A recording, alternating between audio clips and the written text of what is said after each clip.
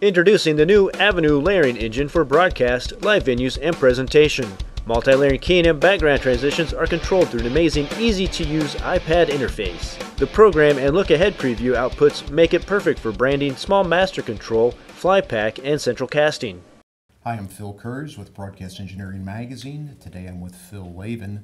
Phil is the chair of DVB and the vice chair of the FoBTV. Thanks for coming today, Phil. Thank you. Good to be here.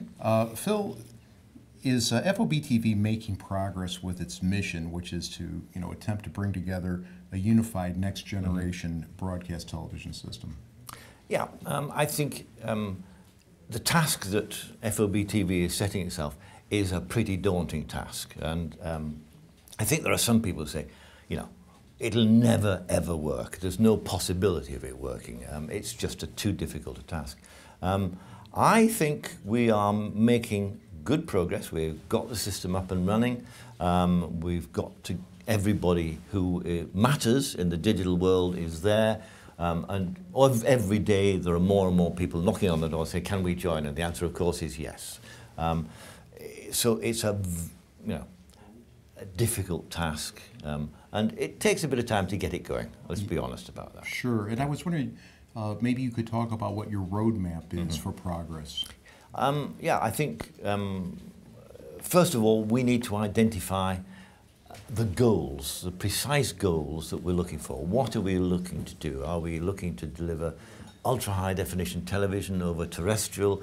Are we looking to add 3D capability to that? Are we looking about delivering services to mobiles, portables, tablets, the like? Are we looking to deliver synchronization between main screen and secondary screens and so forth? And there are lots of really good ideas about the work that we should do. The next task is to prioritize them and say, okay, this is the task for the next year.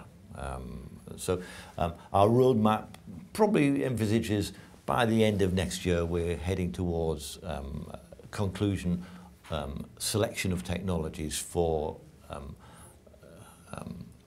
one of those particular goals that we'll be looking for. Mm-hmm. Mm-hmm.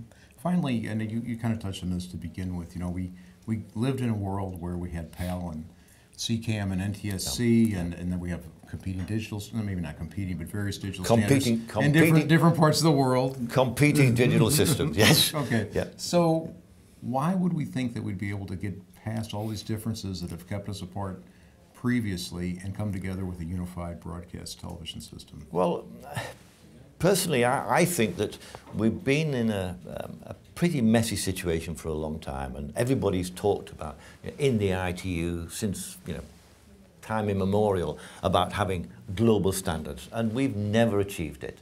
And I think the industry has to grow up and has to stop saying, okay, we're about promoting a single standard around the world and fighting with everybody else. We actually have an opportunity now which is becoming necessary, because in the old days television sets never moved from a room to another room, or rarely did. They certainly didn't move to different countries or different continents. Today, people carry with them tablets from one continent to another, and it suddenly becomes absolutely crucial to have a single global standard, because if you talk to a manufacturer of a tablet and say, would you like to add live television to your device, they'll say, yes, of course. And then they say, but you're talking about regional standards, aren't you? And they say, so we have to put in 3, 4, 5, and more to come? That's a disaster. It'll never happen if we do that.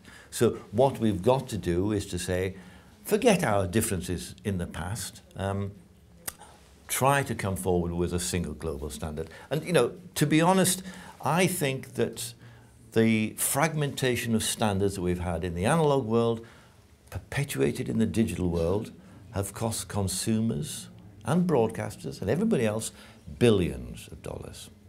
Billions. And as somebody who's been involved in standardization for quite a few years, I have to say I'm ashamed of that.